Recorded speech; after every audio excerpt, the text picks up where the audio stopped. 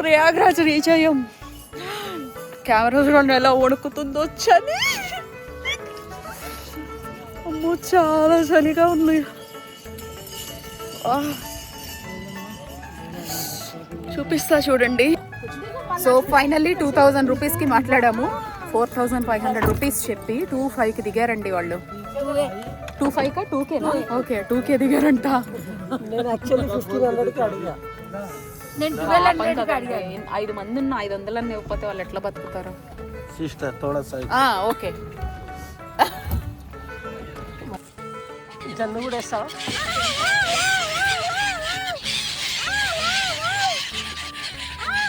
ऐसा करो, ऐसा जाना, ऐसा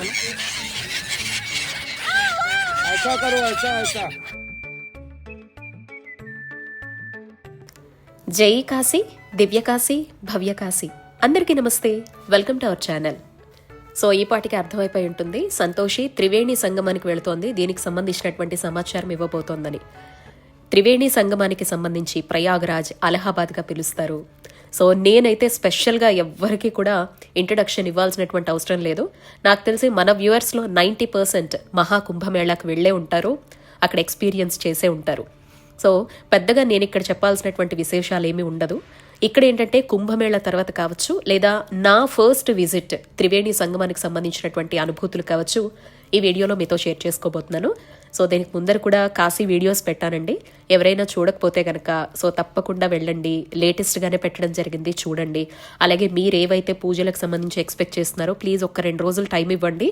2 డేస్లో అన్నీ పోస్ట్ చేస్తాను. ఎడిటింగ్ చేయడం మాత్రమే కుదరట్లేదన్నమాట నాకు.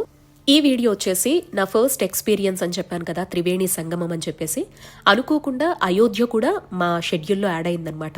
అనుకోకుండా రామయ్య తండ్రి నుంచి కూడా పిలుపు. యాక్చువల్లీ అయితే మేము ముందుగా అనుకునేటప్పుడు ఒక్కరోజు త్రివేణి సంగమానికి వెళ్ళాలి. ఎందుకంటే ఇప్పటి వరకు కూడా ఇన్నిసార్లు కాశీ వచ్చిన గయ కానీ త్రివేణి సంగమం కానీ ఎప్పుడూ వెళ్ళలేదన్నమాట.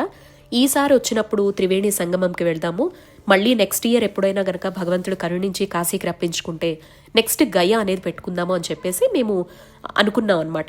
అనుకోకుండా మళ్ళీ ఇదే రోజున అయోధ్య కూడా యాడ్ అయింది.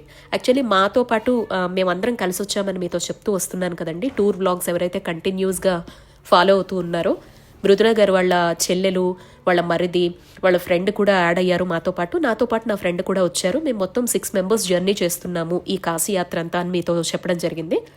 సో మృదుల గారు వాళ్ళ మరిదికి ఖచ్చితంగా అయోధ్య చూడాలని కోరిక అనమాట. ఎయిర్పోర్ట్ నుంచి చెప్తున్నారు, మీ షెడ్యూలింగ్ ముందే తెలుసుంటే కరెక్ట్గా మేము ముందే అయోధ్య వెళ్ళుండే వాళ్ళము. సో అయోధ్య మిస్ చేసుకోవడం నాకు ఇష్టం లేదని నేనంటాను. అయోధ్య అంటూ వెళితే గనక నేను శ్రీరామచంద్రమూర్తి అభిషేకంతోనే ఆయన నిలువెత్తు రూపాన్ని చూడాలి అని నా ప్లాన్ అనమాట. బట్ అనుకోకుండా ఈ ఎక్స్పీరియన్స్ అంతా మీకు నేను అయోధ్య వ్లాగ్లో షేర్ చేసుకుంటానండి. ఇక్కడ ఏంటంటే ఒక్క రోజులోనే మేము త్రివేణి సంగమం అండ్ అయోధ్య వెళ్ళొచ్చేయాలనుకున్నాము. సో ముందు రోజు వరకు కాశీ మొత్తం కంప్లీట్ చేసుకున్న తర్వాత మేము ఎక్కడైతే స్టే చేసామో అక్కడ శంకర్ గారిని అడిగామన్నమాట. శంకర్జీ మాకు ఇట్లా ఒక్క రోజులో వెళ్ళి రావాలనుకుంటున్నాం, పాసిబుల్ అవుతుందా అని చెప్పేసి. ఎస్ మేడం, కానీ మార్నింగ్ 4 o'clock అంతా మీరు కారులో ఉండాలి. అలా అయితేనే రాత్రి అట్లీస్ట్ 12 అయినా మీరు మళ్ళీ వారణాసికి రాగలుగుతారు అని చెప్పేసి. సో మా అయోధ్య ప్లాన్ ముందే మాకు ఉంటే గనక, అంటే ఇలా వెళ్ళుండొచ్చు అనే విషయం తెలుసుంటే రిటర్న్ జర్నీ అయోధ్య నుంచే హైదరాబాద్కి పెట్టుకొని ఉండేవాళ్ళం అనమాట. సో అందుకనేసే సో మళ్ళీ మేము తిరిగి వారణాసికి వచ్చి వారణాసి నుంచి రిటర్న్ జర్నీ చేసుకోవాలి. సో తను ఎలా అయితే చెప్పారో అలాగే మాకు 11,000కండి ఒక ఇన్నోవా క్రిస్టల్ అనమాట వెహికల్ మాకు అరేంజ్ చేశారు శంకర్జీ. 11,000 రూపాయలు అంటే ఇప్పుడుండే కాస్ట్ ప్రకారం. వెహికల్ కాస్ట్ ఎప్పుడు కూడా పెట్రోల్ని బేస్ చేసుకుని, కిలోమీటర్, క్రౌడ్, అక్కడ ఉండేటువంటి డిమాండ్, దాన్ని బేస్ చేసుకుని ప్రైజెస్ మారుతూ ఉంటాయి. ఇది మీరు బాగా గుర్తుపెట్టుకోవాలి. లాస్ట్ ఒక 2 yearsగా క్యాబ్ సర్వీసెస్ ఎంతెంత తీసుకుంటున్నారు అనేది ఎప్పటికప్పుడు నేను మీతో షేర్ చేస్తూనే వస్తున్నాను. ఎవ్రీ ఇయర్ కూడా 1000 నుంచి 1500 డిఫరెన్స్ అయితే నాకు కనిపిస్తూనే ఉందన్నమాట. సో నేనుండే సిచ్యువేషన్కి, నేనుండేటప్పుడు డిమాండ్ వైజ్ ఒకేసారి ప్రయాగ్రాజ్ అండ్ అయోధ్య వెళ్ళటానికి శంకర్జీని నేను అడిగినప్పుడు నాకు అరేంజ్ చేసినటువంటి కాస్ట్ వచ్చేసి for 6 members Innova crystal car అనమాట. సో దీనికి సంబంధించి 11,000 రూపీస్ అడిగారనమాట. సో ఇంకా మళ్ళీ డ్రైవర్కి సంబంధించి మనం ఫుడ్ అది అరేంజ్ చేయడం, మన ఫుడ్ కాస్ట్ ఇవన్నీ సపరేట్. సో మార్నింగ్ 4 కంతా మీరు ఉంటే ఫస్ట్ త్రివేణి సంగమం చూసేసుకొని అట్నుంచి అయోధ్య వెళ్తారు. అయోధ్య నుంచి మళ్ళీ రిటర్న్ వారణాసి వస్తారు. నైట్ 12 వరకు అవ్వచ్చు అనేది ఇది ప్లాన్ అనమాట. సో మేము వాళ్ళు ఎలా అయితే చెప్పారో అలాగే 4 గంటలకంతా కార్లో ఉన్నాం అనమాట. సో ముందు 2 రోజులు నిద్రది లేకపోయినా సరే కార్లో పడుకోవచ్చు అనుకున్నాం కదా. సో 3 అవర్స్ అయితే బాగా నిద్రపోయామండి కార్లోనే. అందుకే జర్నీలో ఉండేటువంటి విజువల్స్ ఏవి మీకు నేను చూపించలేకపోయాను. సో 4 గంటలు కార్లో స్టార్ట్ అయితే 7:30, 7 ఏమో మేము ఇక్కడికి రీచ్ అయ్యేసరికి. చూస్తే 7:30, 7 అయినా కూడా ఏదో పొద్దున్న 5, 5:30 అయినట్టు ఉందన్నమాట. చీకటిగా పొగ మంచుతో ఫుల్గా నిండిపోయి, స్టార్టింగ్ చూసారు కదా విపరీతమైన చలి. మేము వెళ్ళినప్పుడు 6 నుంచి 7 degrees మధ్య ఉందన్నమాట టెంపరేచర్. అమ్మ బాబోయ్, కాశీ కన్నా డబల్ ఉందండి ఇక్కడ చలి అయితే మాత్రం. అసలు స్నానం చెయ్యగలమా అని అనుకున్నాము. కానీ ఆ గంగమ్మ పరవళ్ళు చూస్తే ఎవరికైనా స్నానం చేయకుండా ఎలా ఉండగలుగుతాను చెప్పండి. అందులోనూ నాలాంటి నదీమ తల్లి పిచ్చిదాన్ని అయితే అస్సలు ఎవరూ పట్టుకోలేరనమాట. నేను గంగమ్మను చూస్తేనే మనసు నిండా పొంగిపోయి ప్రతిరోజు గంగా స్నానం చేస్తున్న భావన పొందుతూ స్నానం చేసేటప్పుడు నా మనసులో అలా ఉంటుంది. అలాంటిది త్రివేణి సంగమాన్ని చూస్తే నా ఆనందానికి అవధులు ఉంటాయా చెప్పండి. ఒకేసారి గంగమ్మను, యమునమ్మను, అంతర్వాహినిగా ప్రవహిస్తున్నటువంటి సరస్వతమ్మని, ఈ 3 అమ్మల దర్శనంతో నా జన్మ పునీతం అయిపోయిందమ్మా. ఒక్క ఏడాదిలోనే మొన్ననే మే నెలలో నువ్వు పుట్టినటువంటి స్థలం దగ్గరకు వచ్చాను. మీరిద్దరూ జన్మించినటువంటి స్థలం దగ్గరకు వచ్చి స్నానం చేయలేకపోయినా మిమ్మల్ని స్పృశించి అదృష్టాన్ని నాకు ప్రసాదించారు. మళ్ళీ కొన్ని నెలల తేడాలోనే ఈ సంవత్సరం ముగిసే లోపల ఆ స్నానం ఏదైతే చెయ్యలేకపోయాను అనేటువంటి వెలితి ఏదైతే ఉందో దాన్ని మళ్ళీ ఈ రూపంలో తీర్చావా అమ్మ అని ఎన్నిసార్లు కృతజ్ఞతలు చెప్పానో నాకే తెలియదు. గంగోత్రి అమ్మ పుట్టినటువంటి ప్రదేశానికి వెళ్ళాను, యమునోత్రి యమునమ్మ పుట్టిన ప్రదేశానికి వెళ్ళాను. వాళ్ళిద్దరూ కలిసి ప్రవహించేటువంటి అలహాబాద్ దగ్గరికి రప్పించుకొని అంతర్వాహినిగా సరస్వతీ స్నానం కూడా చెయ్యలేకపోయాను అనేటువంటి ఈ లోటును అమ్మ అయితే ఇక్కడ తీర్చేశారు నాకు అనిపించింది. అందుకే పవిత్రమైనటువంటి మనసుతో పెద్ద పెద్దవి బంగ్లాలు, కోట్లు, ఆస్తులు, అంతస్తులు లాంటివి కాకుండా ఆధ్యాత్మికంగా ఈ జీవితాన్ని గడపగలిగే ప్రతి క్షణాన్ని నాకు ప్రసాదించు. అది ఇచ్చినప్పుడు దాన్ని ఆస్వాదించే శక్తిని నాకు ఇయ్యమ్మా అని నేను ఏదైతే అడుగుతానో అది భగవంతుడు వింటాడు అని నాకు ప్రతి క్షణం అనిపిస్తూ ఉంటుందండి. అసలు అనుకోకుండానే త్రివేణి సంగమానికి రావడము, ఒకరోజు షెడ్యూల్ వేసుకోవడము, వచ్చిన తర్వాత అమ్మ ప్రవాహాన్ని మనస్ఫూర్తిగా చూడటం చాలా చాలా సంతోషంగా అనిపించింది. ఇది త్రివేణి సంగమం అండి. ప్రయాగ్రాజ్, అలహాబాద్గా పిలుస్తారు. అందరికీ సుపరిచితమే. నేను పెద్దగా ఎవ్వరికీ పరిచయం చేయాల్సినటువంటి అవసరం లేదు. కుంభమేళ 12 ఏళ్లకు ఒకసారి కుంభమేళ జరిగేటువంటి పవిత్ర ప్రదేశం అనమాట. మన భారతావనిలోనే 3 ప్రధానమైనటువంటి నదులు. నదీమ తల్లి అనంగానే గంగమ్మ ప్రధానంగా వినిపిస్తారు, యమునమ్మ మనకి ప్రధానంగా వినిపిస్తారు, సరస్వతమ్మ. ఈ 3 కూడా త్రిమూర్తి స్వరూపాలు, త్రిశక్తి స్వరూపాలు అనమాట. మనకి సాక్షాత్ లక్ష్మీ, దుర్గా, సరస్వతి ఈ 3 నదీమ తల్లి రూపాన్ని ధరిస్తే ఆ రూపాలే ఇక్కడ మనకి కనపడేటువంటి యమునమ్మ, గంగమ్మ, సరస్వతమ్మ. నల్లగా అంటే మీకు అర్థమయ్యేలా చెప్పాలంటే కొంచెం గ్రీన్ కలర్లో కనిపిస్తున్న రూపం యమునమ్మ తల్లి. అక్కడ కూడా మీకు నేను కథనం చెప్పడం జరిగింది. యమునోత్రి వెళ్ళేటప్పుడు అమ్మ జననం కావచ్చు, ఆ తల్లి నదిగా ఎలా మారిందో నేను చెప్పానండి. మీరు మన కేదార్నాథ్ వీడియోస్ ప్లేలిస్ట్లో ఉంటాయి. యమునోత్రి వీడియోలోకి వెళ్ళి చూడండి. అమ్మ పుట్టిన ప్రదేశం మొత్తం కూడా నేను చూపించాను అక్కడ. ఇక గంగోత్రి దగ్గర పుట్టినటువంటి ఆ అమ్మ ప్రవహిస్తూ ఇక్కడ అలహాబాద్ దగ్గరకు వచ్చి యమునమ్మతో కలిసి ఏ 2 నదుల సంగమం ఎక్కడైతే జరుగుతుందో అక్కడ లోపల అంతర్వాహినిగా ఉండేది సరస్వతీ నది. సాక్షాత్ సరస్వతి నది రూపాన్ని కూడా బద్రీనాథ్లో మానా విలేజ్లో నేను చూశాను, మీ అందరికీ కూడా చూపించాను. ఇక్కడ అంతర్వాహినిగా అప్పుడు ఆ చలిలో నా ఆరోగ్య పరిస్థితుల వల్ల నేను స్నానం చెయ్యలేకపోయినా ఈ ఇద్దరిని స్పృశిస్తూ లోపలికి వెళ్ళి అమ్మను తాకి సరస్వతమ్మ స్పర్శను కూడా పొందగలిగే అదృష్టాన్ని ప్రసాదించినందుకు మనస్ఫూర్తిగా ధన్యవాదాలు తెలియజేసుకున్నానండి. మీలో ఎవరైనా ఇప్పటి వరకు వెళ్ళలేకపోయినానండి, రేపు జూన్ 2026 సంవత్సరంలో జూన్ 2వ తారీఖు నుంచి నెక్స్ట్ సంవత్సరం రాబోయేటువంటి పుష్కరాలు యమునా నదికే అనమాట. సో జూన్ నెల కాబట్టి ఎవరైనా కేదార్నాథ్ వెళ్ళి యమునమ్మను స్పృశించి స్నానం చేయాలి అనుకున్నా కూడా అద్భుతం అనమాట. మీరు చార్ధామ్ యాత్రకు ప్లాన్ చేసుకోవాలనుకున్నా అది బెస్ట్ టైం. డైరెక్ట్గా యమునోత్రిలోనే స్నానం చేయొచ్చు అనమాట. అంటే ఆ గడ్డ కట్టే -డిగ్రీస్ చలిని మీరు తట్టుకోగలరు మీ శరీరం అనుకుంటే. లేదు అంటారా, చక్కగా ఇలా కాశీ టూరు ప్లాన్ చేసుకోవచ్చు, లేదా త్రివేణి సంగమం టూర్ కూడా ప్లాన్ చేసుకొని ఇక్కడికి వచ్చేసి యమునమ్మ స్పర్శను స్పష్టంగా మనం పొందొచ్చు అనమాట. ఒక షార్ట్ రీల్ పెట్టాను, అది కూడా చాలా బాగా రీచ్ అయింది అందరికీ కూడాను.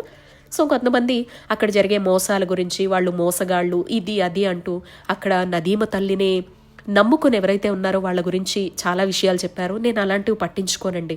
సో నేను వచ్చానా, నా పర్పస్ ఏంటి, నాకు భగవంతుడు కల్పించినటువంటి అవకాశం ఏంటి, నేను ఎంత బడ్జెట్లో వచ్చాను, ఎంతలో వెళ్ళగలను అనేది మాత్రమే చూసుకుంటానన్నమాట. ఇంకా మోసాల సంగతి అంటారా, నీ కర్తవ్యాన్ని నువ్వు నిర్వర్తించు. నిన్ను మోసం చేసే వాళ్లను ఇంకా నదీమ తల్లి ఒడ్డు దగ్గరే ఉండేటప్పుడు, భగవంతుడి సాన్నిధ్యంలోనే మనం ఉన్నప్పుడు మనల్ని ఒకరు మోసం చేస్తున్నారు అంటే అది వాళ్ళ కర్మ. నువ్వెంతవరకు పర్ఫెక్ట్గా ఉన్నావు అనేది మాత్రమే నువ్వు చూసుకో. భగవంతుడు నీ జీవితంలో నీకు ఇచ్చినటువంటి అవకాశాన్ని నువ్వెలా నీ అవకాశాల రీత్యా సద్వినియోగపరుచుకున్నావు అంతవరకు మాత్రమే నేను చూస్తానండి. అది నా వ్యక్తిగత అభిప్రాయం మాత్రమే. ఇంకెవరి ఇష్టాలు వాళ్ళవి. నాకైతే ఇక్కడ స్నానం చేసేటప్పుడు స్పష్టంగా స్పర్శ తెలిసిందనమాట. యమునమ్మేమో వెచ్చగా ఉంది, గంగమ్మేమో చల్లగా కనిపిస్తోంది. లోపలికి వెళ్ళి నేను అన్నిసార్లు మునకలేసి పైకి లేవడానికి 11 సార్లు లోపల సరస్వతమ్మ స్పర్శ తెలియాలి అని చెప్పేసి లోపలికి వెళ్ళగానే ఇద్దరిని కలుపుకొని ముగ్గురు త్రిశక్తి స్వరూపంగా మనల్ని ఆశీర్వదించి మన పాపాలన్నింటినీ వాళ్ళు తీసేసుకుని మళ్ళీ ఒక స్వచ్ఛమైన ఆత్మతో, స్వచ్ఛమైన శరీరంతో బయటకు వదిలేలాగా ఆ ఫీల్ కలుగుతుందనమాట. నేనైతే ఎన్నిసార్లు కృతజ్ఞత తెలియజేస్తానో అమ్మలకైతే చెప్పలేనమాట. ఎక్కడికి వెళ్ళినా నాకు త్రిశక్తి, అంటే ముగ్గురితో కూడుకున్నటువంటి ఆ దత్త రూపమే ప్రస్ఫుటంగా ఆ భావన నేను పొందగలుగుతూ ఉంటానన్నమాట. త్రిశక్తి అనగానే అనఘ అమ్మ, త్రిస్వరూపం అనగానే ఆ దత్తాత్రేయుల వారు, ఇది నాతో దత్తుడు ఎప్పుడు ఉంటున్నాడు అనేటువంటి భావన ప్రతి క్షణాన్ని నేను ఆస్వాదిస్తూ ఉంటానన్నమాట. ఇంకా మీరు చూశారు కదా, మేము వెహికల్లో వచ్చాం కాబట్టి పెద్దగా క్రౌడ్ అనేది లేదు కాబట్టి మమ్మల్ని నది ఒడ్డు వరకు తీసుకొచ్చి అక్కడ వెహికల్ పార్క్ చేశారు. సో మేబీ రేపు పుష్కరాలు లాంటి టైం వచ్చినప్పుడు, మాఘమాసం వస్తే గనక ఇక్కడ మాఘ స్నానాలు, వసంత పంచమి టైంలో కావచ్చు, మాఘ అమావాస్య, మాఘ పౌర్ణమి అనేది ఇక్కడ ఒక పెద్ద జాతరలాగా జరుగుతుందనమాట. అందరికీ అర్థమయ్యేలా చెప్పాలంటే ఒక పెద్ద కుంభమేళా స్థాయి ఎలా అయితే జరుగుతుందో అంత పెద్దది. త్రివేణి సంగమంలో మాఘ స్నానం అనేది చాలా చాలా పవిత్రమైందండి.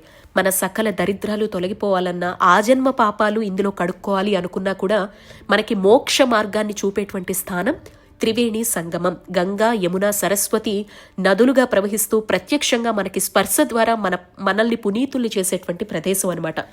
మాఘ స్నానం అనేది త్రివేణి సంగమం పెట్టింది పేరనమాట. ఇక్కడికి వచ్చి వేణి స్నానం అంటారు. వేణి అంటేనే నదీమ తల్లి, 3 అంటే 3 నదులు. కానీ ఇక్కడ వేణి స్నానం అనేది ఏంటంటే భర్త ఒళ్ళో కూర్చోబెట్టుకుంటారు. అంటే మనం ఎక్కడికైతే ఫస్ట్ రీచ్ అవుతామో, రీచ్ అయిన తర్వాత అక్కడ చాలా మంది పండితులు కనిపిస్తారండి.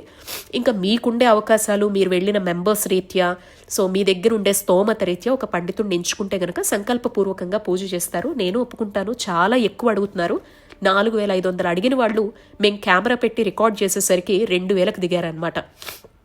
ఇలాంటి చోటంతా కూడా వాళ్ళు మనకి తెలియదు కాబట్టి మనల్ని మోసం చేయాలి అనుకుంటారు.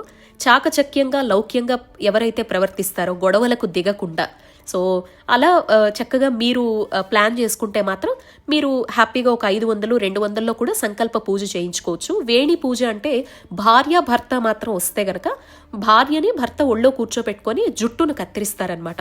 అందరికీ తెలిసిందే, మన సకల పాపాలు, దరిద్రాలు, అహంకారము, ప్రతి భావన మన జుట్టును అంటిపెట్టుకునే ఉంటుందన్నమాట.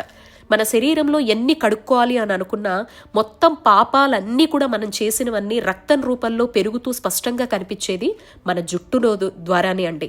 మన ఆ జుట్టును, అందుకే ఏడుకొండల వాడికి కూడా జుట్టును ఎప్పుడైతే సమర్పిస్తామో మన అహంకారం మొత్తం, మనం చేసిన పాపాలు మొత్తం కూడా తీసివేసి ఆయనకు సమర్పించి స్వచ్ఛమైనటువంటి మనసుతో మళ్ళీ మనం జీవనాన్ని సాగిస్తాము అనేటువంటి ఒక భావన. అయితే ఆడవాళ్ళు, ముత్తైదువులు ఎవరైతే ఉంటారో వాళ్ళు భర్త ఉంటుండగా వెంట్రుకలు ఎట్టి పరిస్థితుల్లోనూ ఏ దేవస్థానంలోనూ ఇవ్వకూడదు. కానీ అలా జుట్టు కత్తిరించుకొని నదీమ తల్లికి సమర్పించి మనల్ని మనం పునీతులు చేసుకోగలిగేటువంటి ఒకే ఒక్క ప్రదేశం త్రివేణి సంగమం అనమాట. మీరు అక్కడికి రీచ్ అయిన తర్వాత అక్కడ పండితులు కనిపిస్తారు. లేదు అంటే గనక మీరు ఒక గుంపుగా వస్తే మాత్రం ఒక సీజర్ పట్టుకొని వెళ్లారు అంటే చక్కగా నదీమ తల్లికి మనసులో మీ కోరిక చెప్పుకొని, అమ్మ ఈ జుట్టు ద్వారా, ఈ శరీరం ద్వారా ఎన్ని పాపాలైతే చేశానో వాటిని నీ స్పర్శతో మమ్మల్ని పునీతుల్ని చెయ్యమ్మా అని మనసులో సంకల్పం చెప్పుకొని ఒక 3 కత్తెరలో ఒక కత్తెరో జుట్టు కట్ చేసుకుంటారనమాట. భర్తే కట్ చేయడం చూశాను నేను. సో భార్య ఒళ్ళో కూర్చుంటుంది, భర్త ఒళ్ళో. అలా తీసుకువెళ్ళి నది మధ్యలో మనల్ని పడవ మీద తీసుకువెళ్తారండి. ఆ తర్వాత మీకు ఇందాక నేను చూపించాను కదా, ఒక పెద్ద ప్లాట్ఫామ్ లాగా కనిపిస్తోంది దూరంగా, అక్కడికి పట్టుకు వెళ్తారండి. అది సంగమ ప్రదేశం అనమాట. అంటే 3 నదులు కూడా మనకు స్పష్టంగా తెలిసేది. మీరు విజువల్స్లో వీడియోలో చూస్తుంటే కనిపిస్తోంది కదా, అక్కడ వాళ్ళు పెద్ద ఏమంటారు, ఒక టేబుల్ లాంటిది వేసేసుకున్నారేమో అనిపించింది. జనరల్లీ ఈ బోట్ స్టార్ట్ అయ్యేటప్పుడు ఆయన నాకు చెప్పిన మాట 40 అడుగుల లోతు ఉందమ్మా అని చెప్పారనమాట. సో సమ్మర్లో వెళితే ఇంకొంచెం లోతు తక్కువ ఉండొచ్చు. సో మేము వెళ్ళింది ఈ డిసెంబర్ మాసంలో కాబట్టి సో అక్కడైతే లోతు 40 అడుగుల వరకు ఉంది. సో మాకు ఒక టేబుల్ లాగా కింద స్పర్శ తగిలింది. దాని నుంచి కాలు కింద పెడితే ఇంకా లోతు ఉన్నట్టు అనిపించింది అనమాట. వీళ్ళందరూ టైఅప్లా ఉన్నారండి. ఇక్కడ నుంచి తీసుకెళ్లే బోట్ ఒకటి, అక్కడ వాళ్లతో కలిసేటువంటి బోట్ ఒకటి, స్నానం చేయించేటువంటి ప్రదేశం ఒకటి, అక్కడేమో కొబ్బరికాయలు కూడా మనతో సంకల్పం చెప్పించి అందులో వెయ్యంగానే దాన్నే తీసేసుకుంటున్నారు. అందుకే అన్నాను, నీ వరకు నువ్వు మాత్రమే బాధ్యత నిర్వర్తించు. అక్కడ జరిగేది ఏది జరిగినా కూడా అది వాళ్లకు సంబంధించిన పాపము, వాళ్ళు చేసుకుంటున్న కర్మ, అది మనకి సంబంధం లేదు. నువ్వెంతవరకు చేసావు అనేదే ముఖ్యం అన్నమాట. సో మాకైతే కొబ్బరికాయకి అక్కడ సంకల్ప పూజ ఏమి చేయించుకోలేదు. కొబ్బరికాయకి మాత్రం మా అందరికీ కలిపి 200 వరకు తీసుకున్నారు. సో కొంతమందివి కొట్టుకొని వెళ్ళిపోయే, కొంతమందిని మళ్ళీ వెంటనే తీసేసుకున్నారనమాట. అండ్ ఇక్కడ పితృకర్మలు కూడా నిర్వహించుకోవచ్చు. మీరు పితృకర్మ నిర్వహించి వేణి పూజ చేసుకొని, అంటే పితృకర్మ నిర్వహిస్తే వేణి పూజ చెయ్యకూడదు అని అంటారండి. అక్కడ ఒక్కొక్కరు ఒక్కో మాట చెప్తున్నారు. నేను ఫస్ట్ టైం కాబట్టి నాకు పెద్దగా తెలియదండి. మీకేమన్నా తెలిస్తే కింద కామెంట్ చేయండి. 2 చేసుకుంటున్న వాళ్ళు ఉన్నారనమాట. పితృకర్మలు చేసుకొని కూడా అక్కడ మీరు నదీ స్నానం చేసుకొని రావచ్చు అనమాట. సో అలాగా మమ్మల్ని అయితే మాత్రం తీసుకువెళ్ళి చక్కగా స్నానం చేయించారు.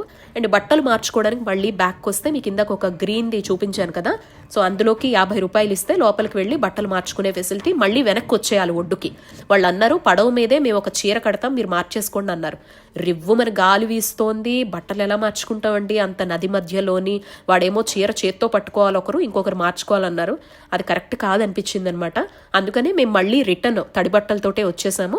అక్కడ ఏవైతే చిన్న చిన్న టెంట్ల లాగా పెట్టారో అక్కడ 50 రూపీస్ ఇస్తే సో లోపల బట్టలు మార్చేసుకున్నాం అనమాట. మరి పుష్కరాల టైంకి, కుంభమేళా లాంటి సమయంలో క్రౌడ్ ఎక్కువగా ఉన్నప్పుడు ఇవన్నీ మారిపోతాయి. అండ్ బాత్రూమ్ ఫెసిలిటీ అయితే అస్సలు లేదండి. ఇప్పటికీ కూడా మీరు ఇక్కడ చూడొచ్చు, ఎక్కడ కూడా బాత్రూమ్ ఫెసిలిటీ లేదు. బాత్రూమ్కి వెళ్ళాలంటే చాలా దూరం రావాల్సిందే అనమాట. అందుకే మీరు రీచ్ అవుతున్నాము అని అనగా నియర్ బైలో ఏమన్నా పెట్రోల్ బంకులు, హోటల్స్ ఉంటే వాష్రూమ్ లాంటివన్నీ కంప్లీట్ చేసేసుకొని ఒక 6 to 7 అవర్స్ మీ ప్రాసెస్ను బట్టి, నది దగ్గర ఎంత టైం ఉంటామో అనే మీ ప్లానింగ్ను బట్టి వాష్రూమ్ అనేది ముందుగానే చూసుకొని రండి. ఇక్కడ వాష్రూమ్ ఫెసిలిటీస్ అయితే లేవండి, జాగ్రత్త. అండ్ ఇక్కడ మీరు చూసేటువంటి ఈ కోటలో మనం మెయిన్గా త్రివేణి సంగమం దగ్గరకు వచ్చాము అంటే ప్రయాగ్రాజ్ నదీ స్నానానికి ఎంత ఇంపార్టెన్స్ అయితే ఇస్తామో, ఇది సాక్షాత్తు సీతారాములు తిరుగాడినటువంటి ప్రదేశం అనమాట. ఇక్కడ బడా హనుమాన్ అనేటువంటి టెంపుల్ కూడా ఉంటుంది. మీలో చాలా మంది వెళ్ళే ఉంటారు. నేను కూడా ఫస్ట్ టైం బడే హనుమాన్ అని చెప్పేసి వెళ్ళటం అనమాట. ఎంత బాగుందో, స్వామివారు పడుకున్నట్టుగా స్ట్రైట్గా నిద్రపోయినట్టుగా కనిపిస్తారనమాట. ఇది 2 కథనాలు అయితే ఇక్కడ ఉన్నాయి. ఒకటి, శ్రీరామచంద్రమూర్తి వారికి సంబంధించినటువంటి కార్యంలో హనుమంతుల వారే చాలా ప్రధాన పాత్ర కదా. ఆయన సముద్రాన్ని దాటడానికి వెళ్లే ముందర విశ్రాంతి తీసుకున్నటువంటి ప్రదేశంగా ఇది చెప్తారు. అందుకే స్వామివారి రూపం అలా ఉందని ఒకటి చెప్తారు. రామాయణ ఘట్టం మొత్తం పూర్తయిపోయిన తర్వాత, ఇంకా సీతమ్మ తల్లి రామయ్య తండ్రి కలిసిపోయిన తర్వాత, ఇంకా అప్పుడు అన్నింటి నుంచి తన మనసు ప్రశాంతత చేకూర్చుకొని విశ్రాంతి తీసుకున్నటువంటి ప్రదేశంగా కూడా ఇక్కడ చెప్తారు. అండ్ మీరు ఆ పక్కన చూసినటువంటి కోటలో వటవృక్షం ఉంటుంది, మర్రి చెట్టు. ఆ చెట్టు ఎప్పుడైతే చిగురించడం మానుతుందో, ఆ చెట్టు ఎప్పుడైతే అక్కడ లేకుండా ఉంటుందో అప్పుడు ఈ కలియుగం కూడా అంతమైపోతుంది అనేది కూడా శాస్త్రవచనం అనమాట. అప్పట్లో ఉండేటువంటి కొంతమంది ఇతర మతాలకు సంబంధించినటువంటి రాజులు దాని మీద యాసిడ్ లాంటివి, విషాన్ లాంటివి ఎన్నింటినో, అది పురాణాలకు సంబంధించి, కలియుగానికి సంబంధించి, హిందుత్వానికి గుర్తుగా ఉంది అనేటువంటి భావనతో దాన్ని అంతం చేయాలని ఎన్నో విధాలుగా ప్రయత్నించారట. ఇప్పటికీ దానికి సంబంధించి ఏది టచ్ చేయలేకపోయారట. మేము వెళ్లే టైంకి అయితే అది ఓపెన్లో లేదండి. నాకు అక్కడ విషయం అయితే తెలుసు అనమాట. కానీ లోపలికైతే మేము వెళ్ళలేదు. బడే హనుమాన్ని దర్శనం చేసుకొని ఇంకా ప్రయాగ్రాజ్లో నెక్స్ట్ చూడవలసినటువంటి ఒక అద్భుతమైన శక్తిపీఠం దర్శనం కోసం అయితే మేము వెళ్ళిపోయాం. ఎందుకంటే ఇక్కడ అన్నీ కంప్లీట్ చేసుకొని మళ్ళీ అయోధ్య వెళ్ళాలి. సో మీరెవరైనా ప్లాన్ చేసుకుంటే ఫస్ట్ ప్రయాగ్రాజ్కి రావచ్చు. అక్కడ ఎయిర్పోర్ట్ ఉంది, రైల్వే స్టేషన్స్, బస్ స్టేషన్స్ ఉన్నాయి. ఇక్కడ నుంచి కాశీకి వెళ్ళొచ్చు, లేదా కాశీకి వెళ్ళి ప్రయాగ్రాజ్కి వచ్చి అయోధ్యకు వెళ్ళొచ్చు. ఎలా కావాలి అనుకున్నా మనకి రోడ్ ఫెసిలిటీ, విమాన సర్వీసులు అంటే ఈ 3 ప్రదేశాలకి కూడా రైల్వే, బస్సు, రోడ్డు, ఈ 3 విత్ గవర్నమెంట్ ట్రాన్స్పోర్ట్ తోటి మనకి అవైలబిలిటీలో ఉన్నాయి మీ బడ్జెట్ ప్రకారం. ఒకవేళ కాశీ నుంచి ప్రయాగ్రాజ్కి ఎవరైనా రావాలి అనుకున్నా జస్ట్ 250 నుంచి 300 రూపాయలకే పర్ హెడ్ చక్కగా పబ్లిక్ ట్రాన్స్పోర్ట్లో వచ్చేయచ్చు అనమాట. సో అప్పుడుండే సిచ్యువేషన్ను బట్టి వెహికల్ నది వరకు వస్తుందా, నడుచుకొని లోపలికి రావాల్సి వస్తుందా అనేది అప్పుడుండే సిచ్యువేషన్ను బేస్ అయి ఉంటుందన్నమాట. సో బడే హనుమాన్ టెంపుల్ కూడా ముందు డెవలప్ చేయబోతున్నారట. ఆ మ్యాప్ ఇక్కడ మీకు చూపిస్తున్నాను. సో మీరు వస్తే మాత్రం మీకు ప్రయాగ్రాజ్లో లివింగ్ ఫెసిలిటీస్ అంటే మీకు హోటల్స్ కానీ, అకామిడేషన్ కానీ అవి ఉన్నంతలో అయితే మాత్రం అవైలబిలిటీలో ఉంటాయి. కాబట్టి ఒకరోజు ఇక్కడ స్పెండ్ చేస్తే చూడదగ్గ ప్రదేశాలు అయితే చాలా చాలా ఉంటాయి. మీరు ఆ కోటలోకి వెళ్ళి ఆ వటవృక్షానికి అంటే ఆ మర్రి చెట్టుకు కూడా దండం పెట్టుకోవచ్చు. అండ్ ఇంకొన్ని సీతమ్మ తల్లికి సంబంధించి, సీతమ్మ తల్లి భూమిలోకి తన అవతారాన్ని చాలించేటప్పుడు భూమాత దగ్గరికి వెళ్ళిపోతుంది అనే కథనం మనకు తెలుసు కదండి. ఆ ప్రదేశాన్ని చూడొచ్చు మనము. అండ్ ఆ తర్వాత ఇక్కడ ఉండేటువంటి శక్తిపీఠ సందర్శనతో పాటు వాసుకి మాత టెంపుల్ కూడా చూడొచ్చు అనమాట. సో మీకు కాస్త టైం ఉండి నాలాగా జాబ్ చేసేవాళ్ళు కాకుండా, టైట్ షెడ్యూల్స్ కాకుండా హాయిగా వచ్చినప్పుడు వీటన్నిటిని ఉపయోగించుకుందాం అని అనుకుంటే మాత్రం సో ఇంకా చూడదగ్గ ప్రదేశాలు అయితే మీరు గూగుల్లో సెర్చ్ చేసిన, చాట్ జీపీటీని అడిగినా చక్కగా చెప్తుందండి. లేదా చాలా మంది వీడియోలు పెట్టారు రీసెంట్గా కుంభమేళాకు వెళ్ళినప్పుడు కూడా చాలా మంది. సో నెక్స్ట్ పుష్కరాల టైంకి, పుష్కరాలు అయితే 2026లో జూన్ 2 నుంచి ఉండబోతున్నాయి. ఏమన్నా డేట్లు మారితే అటు ఇటు 1-2 రోజులు చేంజ్ అవ్వచ్చేమో. సో జూన్ మాసంలో మాత్రం పుష్కరాలు యమునా నదికి రాబోతున్నాయి. ఎవరికైనా ఈ సమాచారం చాలా వరకు ఉపయోగపడచ్చు అనమాట. అందుకే ఈ వీడియో తప్పకుండా ఆ టైంలో అందరూ చూస్తారు అనే భావిస్తున్నాను. వీడియో నచ్చితే మాత్రం ఇది పూర్తిగా నా అనుభవాలు, నా ఫస్ట్ ఎక్స్పీరియన్స్ మాత్రమే ఇందులో మీతో షేర్ చేసుకోవడం జరిగింది. సో ఇదండి నా త్రివేణి సంగమానికి సంబంధించి నేను మొదటిసారి సందర్శించిన అనుభూతి మీతో పంచుకున్నటువంటి విశేషాలు. అండ్ బోట్లు అయితే షేరింగ్లో కూడా ఉంటాయండి. మీరు వెళ్ళే టైంకి మీకు అవకాశం ఉంటే, ఎక్కువ మంది వచ్చాము అనుకుంటే, అక్కడ ఎక్కువ మంది క్రౌడ్ ఉంటే షేరింగ్ ఫెసిలిటీ కూడా ఉంటుందన్నమాట. సో ఇది ఈ వీడియో. నెక్స్ట్ శక్తిపీఠ సందర్శనతో, అయోధ్య వీడియోతో మళ్ళీ మీ అందరినీ కలుస్తాను. నమస్తే.